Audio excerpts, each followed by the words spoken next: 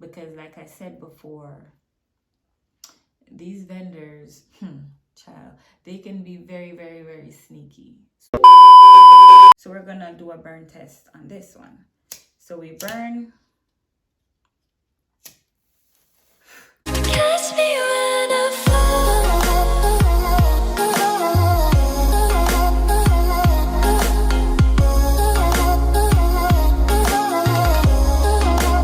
Catch me when I fall. Hey guys, it's your girl, the Great Tay, and I'm back today with another video. So for today's video, I want to touch on hair vendors. I want to give you all the tips on finding a good hair vendor, where you should find where you can go to find your hair vendor, all the things you need to ask when finding a hair vendor, all the things that you should look for when trying to find good hair. So for those who may not be familiar with me, my name is the Great Tay, owner of Dash 27. So we sell hair bundles, wigs, lashes, edge control, wax stick, right? And our website is www.dash27.com. So without further ado, let's jump right into the video. And before we actually jump into the video, please subscribe to my channel and don't forget to hit the notification bell so you can be notified whenever I upload any new contents. So finding a hair vendor, I know what it's like, to find a hair vendor as a new business owner. It's very time consuming. You have to be patient. Some people, you may not even know the first step in finding a hair vendor, but don't worry, I am here to guide you. So first and foremost, you need to know what is good hair. What's good hair? What are you looking for, right? So good hair, that's good hair extensions. That's hair that there's no shedding. The hair won't tangle. And if it's black hair, it has a natural black. It's not just like jet black. It has like natural black. The hair should not have synthetic fibers, and the hair should not melt when heat is applied to the hair. So these are things you need to keep in mind when looking for good hair extensions. And also the hair should be true to length. Okay? So these are things that you're looking for. So how do I find a hair vendor? Where you should go to find a hair vendor? So my suggestion is Alibaba. That's where you can find manufacturers for any and everything. So you create an Alibaba account. I believe they have an app as well for your phone. I have the app. That's the app. I use the app. It's easier for me because I'm always on my phone. So you can either download the app, it's free, on your phone, or you can use the desktop version. For me, the app, it's just more convenient, but either way works. So you create an Alibaba account. You don't need you don't need to be registered. Your business doesn't need to be registered to create an account with Alibaba. So you create an account, and after your account is created, you go on your Alibaba and you go under search, and the first thing you want to type in is cuticle aligned hair. You want to start with filtering with cuticle aligned hair. You may be wondering, what is cuticle aligned hair? That's something you should already know because you're starting a hair business. But don't worry, I'll tell you what it is. So cuticle aligned hair, that's when the hair, it's aligned in the same direction. So that way the hair won't tangle, and you don't want hair that tangles, right? So that's the reason why we're going to start with filtering with cuticle aligned hair, because you have to ensure that the cuticles are aligned. So you start with filtering with cuticle aligned hair. If it's virgin hair, you can also filter with the location, which would be China. So cuticle aligned hair, virgin hair. Then you'll see all these vendors, they'll be popping up. You'll see the MOQ as maybe some of the MOQs may be 10, 20, or 100 or whatever. Don't worry about that. Don't worry about that, because when you start talking with the vendor and kind of like building a relationship with the vendor, they'll sell you 3 bundles of hair if you buy, if that's what you want to buy. So don't worry about the MOQ at first. So you go through all these vendors and then you want to send them a message to say, hi, my name is so and so, owner of blah blah blah. I'm located in XYZ and I'm looking to buy virgin hair. Let me please get back to me. So some vendors, they'll get back to you right away. Some will get back to you maybe the day after, and some vendors, they will just not answer you, and it's okay. It's okay. At least you know that's a no-no. You won't be going with these ones, right? So the ones that reply, you want to try to avoid yes or no questions. You want to try to ask them open-ended questions. And these questions would be, hey, where are you located? Although you have already filtered with the location, which is China, you still want to ask them, where are you located? Right? So you ask them, where are you located? Are you a dealer or are you a manufacturer? And like I said before, try to avoid yes or no questions, because listen, with these people, you ask them yes or no questions. If it's beneficial to them, they will say yes. Okay. If you ask them, is this straight hair? They'll say yes, because they know that you want straight hair. So try to avoid yes or no questions. Okay. So where was I? You ask, where are you located? How long have you been in business? Are you a manufacturer? Are you a dealer? You want to ask this question. And then if you're satisfied with the reply, you may want to, well, then there and then you can exchange numbers, and then you can start talking on WhatsApp.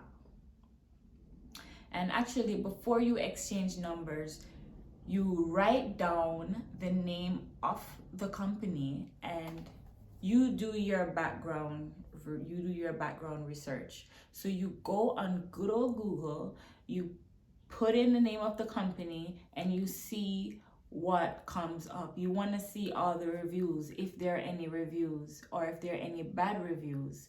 If there are no reviews, it's okay. You're looking for bad reviews. That's what you're looking for. If you see like a lot of bad reviews, that's a company you don't want to work with. So you don't even want to have a conversation with these people on WhatsApp. So if you ask them all these questions, you do your background research, and you realize, okay, I can't find any information on this company, and there's no bad reviews on this company, then you can give them your number, and then you can start talking on WhatsApp. You may be wondering, oh, why do I need to talk to them on WhatsApp? I'll get into that later down into the video. You'll see why. So you do that and for each vendor that you talk with, you want to write their names down. You want to make a note of their name. So you ask them a question, you ask them the list of questions that I told you, and then you do your background research. If you're satisfied with the results, then you exchange numbers with them, and then you can talk on WhatsApp. So now when we're on WhatsApp, you're going to ask them the same questions that you already asked in the Alibaba chat. Where are you located? Are you a dealer or are you a manufacturer? What type of hair do you have? Virgin hair? What textures do you have? You want to ask all these questions again, because you want to make sure that they'll give you the same answer as what they gave you in the previous in the Alibaba chat. Because like I said before, these vendors, child, they can be very, very, very sneaky. So you want to ensure that they're being honest with you. So after speaking with them and asking them all these questions, if you're satisfied with the answer, then you want to video call them, because they'll probably start sending you tons of videos and tons of pictures. But guess what? You want to video call them, and you want to see them in person, and you want to see the hair in person. Like, you want to see the hair on the video, because these pictures, they can get these pictures from anywhere. So you want to see, so you video call your vendor, and then you'll see all the hair in person. With my vendor, they have the manufacturing area. It's maybe like at the back of the office, so they'll walk you around there and they'll show you all the hair, the bundles and all that stuff, and they'll show you all the workers while they're working and all that stuff. It all depends on how their place is set up, because sometimes the manufacturing area, it's in a separate, whole nother place from their call center. So after doing that, you ask them for their price list, and if the price list, then you make a note of that. And then you want to do this same process with at least 5 vendors, right? And then you sit down, you compare the prices, you compare the replies, the responses, and then you go with maybe like your top 4 or 3, and you order hair from them, hair samples, and then you test the hair. That's where you want to test the hair. So with testing your hair, I'll explain to you how to test the hair. You want to wear the hair. You want to bleach the hair to see if the hair can take bleach. You want to comb through the hair to see if the hair has a lot of shedding, or if the hair is going to tangle, right? You want to wash the hair to see if when the hair is wet and when it's dried, if it's gonna return to the same pattern.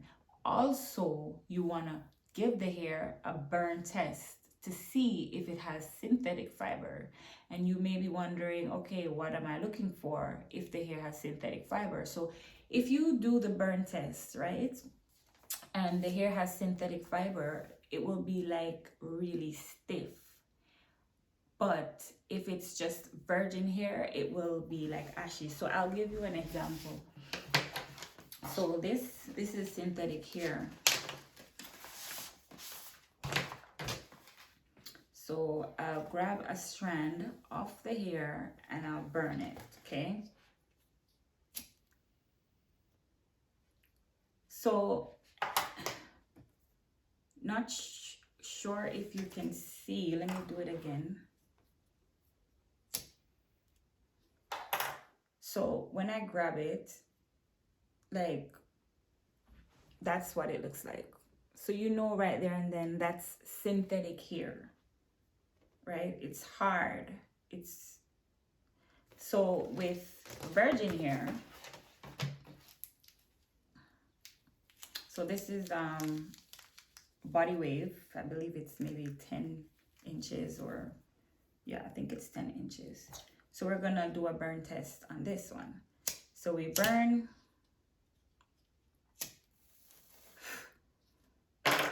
Right? So when you grab hair, it will be ashy.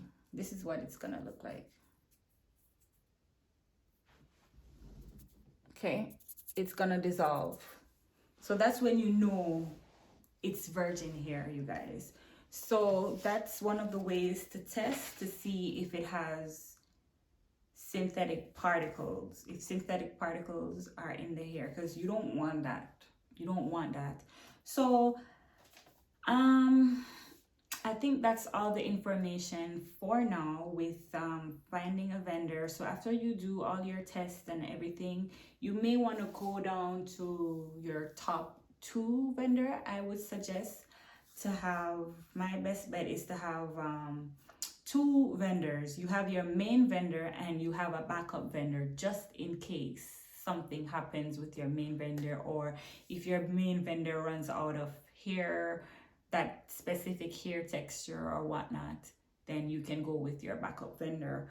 But in regards to vendors, that's pretty much it for the process.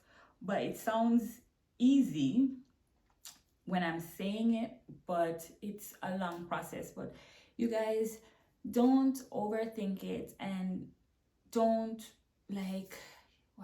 don't try to test 10 hair, 15 from 15 or 10 different vendors. Like, no, don't do that.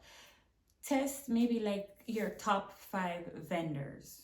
Test your top 5 or your top 4 or your top 3, and try to just have two main vendors, okay?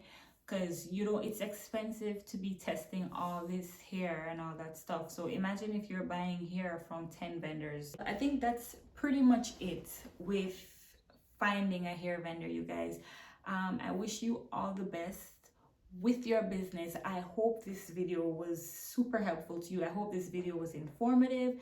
I hope I answered all your questions. If you have any more questions in regards to finding a hair vendor or the things you need to look for when you're trying to find good hair, please leave it in the comment section below. I'm more than happy to answer you. And don't forget to subscribe to my channel, and don't forget to hit the notification and give this video a big thumbs up if you really like this video.